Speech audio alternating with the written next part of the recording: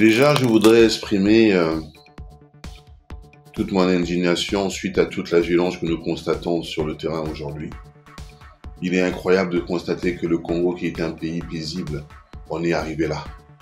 Comment est-ce possible qu'aujourd'hui, en 2025, que nous puissions constater que les agents de la garde présidentielle, aujourd'hui, arrivent à assumer ce genre de rôle, ce qui devait être en principe la responsabilité de la force publique urbaine, dans la gendarmerie et la police. Il y a quelques jours, nous avons constaté, apeurés, que 4 bandits cagoulés sont rentrés dans la maison d'un paisible citoyen, issu d'une famille bien connue d'hommes d'affaires, dont le grand homme d'affaires qui est M. Paul Lobambi. Son frère a été tué, gardien ligoté. Nous sommes arrivés à une barbarie insoutenable et inadmissible. Comment ne pas s'indigner lorsque un être cher est retiré de l'affection de sa famille? Donc nous sommes scandalisés. Cependant, nous sommes dans une république et que ceux qui ont la fonction de faire un travail doivent l'accomplir tout en protégeant la population. Et lorsque la population n'a plus personne et que certains individus prennent cette responsabilité-là, cela paraît dans l'immédiat, sous l'émotion, comme étant la bonne chose, une bonne chose. Mais cependant, nous sommes dans une société où seule la loi peut encadrer ce genre de travail. Je vous rappelle que dans beaucoup de pays du monde, il y a ce qu'on appelle l'état de siège. Et le Congo en 2020 a une loi qui autorise cela. Mais cela doit être cadré dans la loi. Et donc, en ce qui me concerne, je considère qu'il faut plutôt associer les forces ensemble pour trouver la solution à ce problème. Mais moi, je vais beaucoup plus loin. Je pense que ce problème-là n'est pas simplement un problème de répression policière et militaire. C'est aussi un problème social qu'il faut s'asseoir et trouver des solutions. Voilà pourquoi je rassemble toujours tout à la volonté politique de réfléchir sur comment régler ce problème. Est-ce que le problème n'est pas un problème à tout niveau? Problème d'instruction, problème de pauvreté, problème d'instruction, comme je viens de le dire, problème de chômage massif. C'est tout un travail. Voilà pourquoi je demande qu'il y ait une réflexion à ce sujet. Parce que dans le fond, je suis désolé, nous ne trouvons pas le problème. Lorsqu'on regarde à travers le monde, lorsque des institutions à la fois militaires et policières font ce genre d'action, cela dans l'immédiat a tendance à créer une psychose au niveau de la population. Mais cela ne résout pas à long terme le problème. Il faut résoudre le problème à long terme. Et donc pour nous, en tant qu'organisation de la société civile, nous pensons qu'il est toujours important d'associer la loi et de savoir quelles sont les personnes qui prennent la responsabilité d'assumer ce genre de situation. Parce qu'il ne faut pas oublier que le monde entier regarde.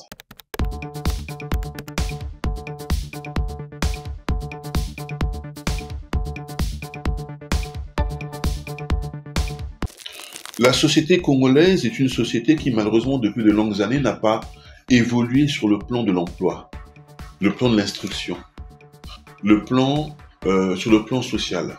Vous allez remarquer que notre société a un problème de pauvreté et un problème d'épanouissement au niveau des familles. Je vous prends un exemple simple. Un retraité a aujourd'hui 50 mois sans pension. Les retraités ont dans leur maison plusieurs générations. Leurs fils, fonctionnaires, qui parfois ont des problèmes de paiement. Leurs petits-fils, étudiants, qui n'arrivent pas à trouver un emploi, qui vont dans l'armée. Certains sont morts à Ornano. Donc c'est une société qui est malade à plusieurs niveaux. Mais tout cela est dû à la gestion politique. Parce que ce sont les politiques qui établissent les programmes au niveau de la société. Et lorsque les programmes ne sont pas bien définis, on a l'impression aujourd'hui que rien ne marche. Pourquoi il y a des taxis-motos dans notre société?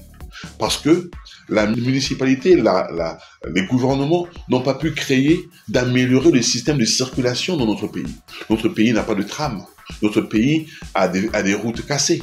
Notre pays a des endroits où il est difficile d'accéder. Donc, il est difficile. Et maintenant, les gens créent de l'emploi par rapport à la misère nationale. Comme l'État ne crée pas les routes au niveau de Simbapel et dans certains quartiers de Brazzaville, et bien certains jeunes aujourd'hui sont devenus conducteurs de taxi-moto, ce qui n'est pas mauvais. Mais cela veut dire que la société n'évolue pas par rapport à l'augmentation de la population. Donc il y a plusieurs faits de société. Pour moi, la pauvreté ne justifie pas tout, mais c'est lié à cela. Le manque d'emploi, le chômage massif crée tous ces phénomènes-là. Et je pense que le manque de débouchés, la misère nationale, tous ces ensembles-là créent aujourd'hui ce que nous constatons, la violence urbaine.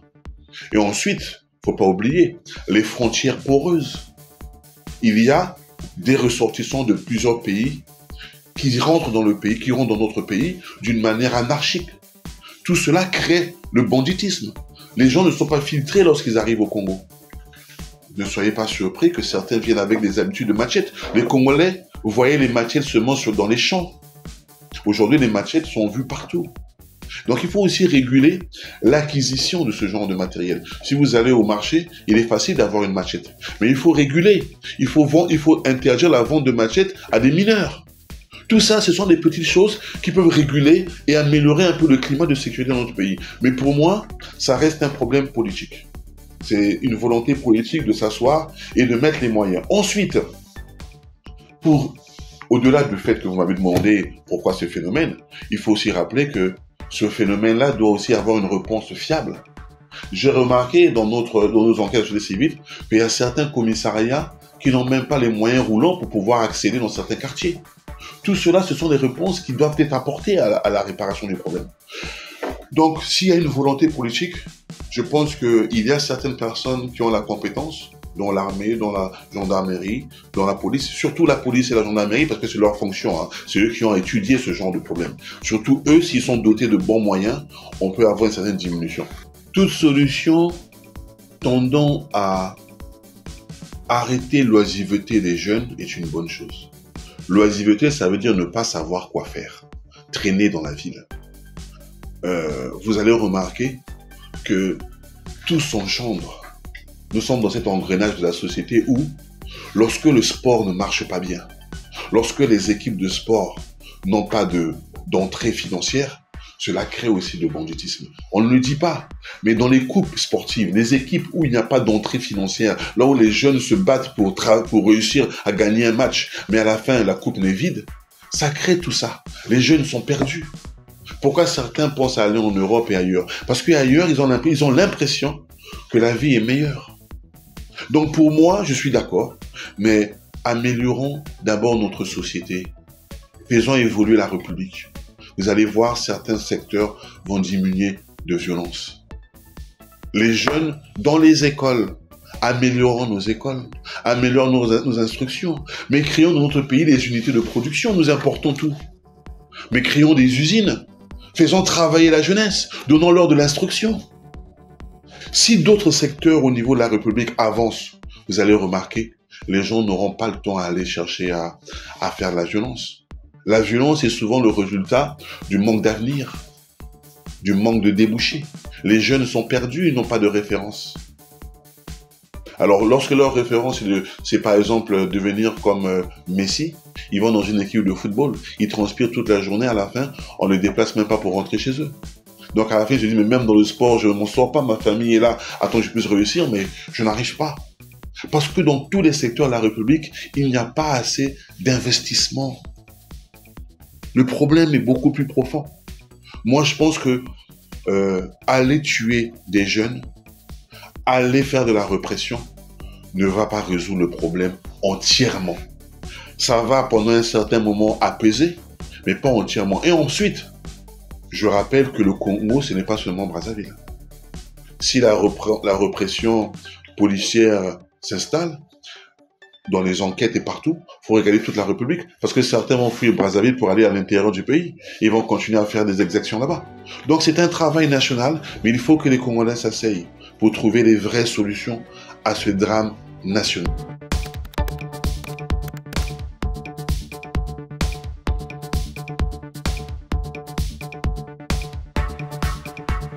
Dans la visibilité nationale et internationale, il ne faut pas faire semblant. Les Congolais dans tous les secteurs ont échoué dans leur gestion publique. Alors, demandez aux jeunes d'entreprendre avec quels moyens, avec quelles possibilités, avec quelle structure. Le Congolais aime beaucoup les discours. Les dirigeants congolais ont toujours tendance à nous donner des messages élogieux. Mais sur le terrain, la difficulté est là. Vous ne pouvez pas demander à un jeune d'entreprendre lorsque dans son quartier, il n'y a pas d'électricité. Vous comprenez pourquoi certains dans d'autres pays émergent? Parce que les conditions fondamentales sont déjà créées. Voilà pourquoi je vous dis, les politiques doivent assainir l'environnement. Si l'environnement est assaini, la jeunesse pourra trouver la possibilité de pouvoir créer. Et la liberté est importante également. On ne peut pas soupçonner des jeunes qui se retrouvent dans un quartier simplement de manipulation politique ou quoi que ce soit. L'inspiration est importante. Donc, je considère que la jeunesse au Congo-Brazzaville étant déjà perdue, il est difficile à cette jeunesse-là d'entreprendre. Non, il faut que les politiques créent les conditions pour qu'on puisse entreprendre. Il faut diminuer beaucoup de choses, diminuer les taxes, diminuer une certaine forme de paternalisme. Le Congo a ce grand problème-là. Mais nous ramenons le dossier à la gestion publique. Il faut assainir la gestion publique. Moins de corruption augmente les investissements.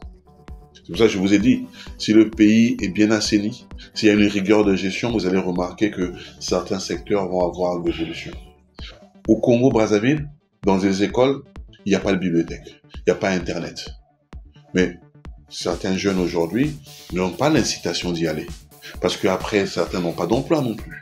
Donc il faut arranger tous ces paramètres-là. Il ne faut pas laisser certains privés venir construire simplement des écoles privées et penser que c'est la solution. Non. Donc le problème est beaucoup plus profond. Le phénomène que je l'ai dit tout à l'heure de taxi-moto, ce phénomène a atténué certains bandits là. Mais ce domaine-là aussi doit être assaini et régulé. C'est pas assez régulé. Il y a certaines situations où nous voyons un peu de violence dans ce genre de secteur, ou bien certaines personnes n'ont pas la garantie sur la manière dont certains conducteurs se conduisent dans la ville. Ils n'ont pas reçu une bonne instruction et aujourd'hui ils circulent dans la ville, sont respectés les panneaux de signalisation, les arrêts, tout le reste. Il y a de l'ordre à mettre dans la République. Sans cet ordre-là, nous allons continuer à seulement constater. Le pays doit arrêter de constater, il faut maintenant passer à l'action, mais d'une manière régulière.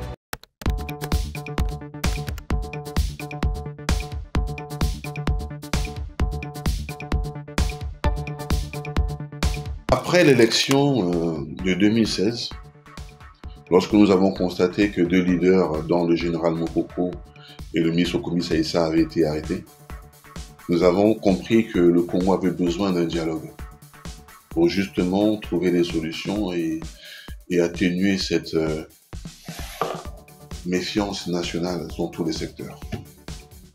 Oui, nous avons demandé le dialogue, cela fait au moins 9 ans, parce qu'ils sont arrêtés, ça fait 8-9 ans, que les Congolais devaient se retrouver.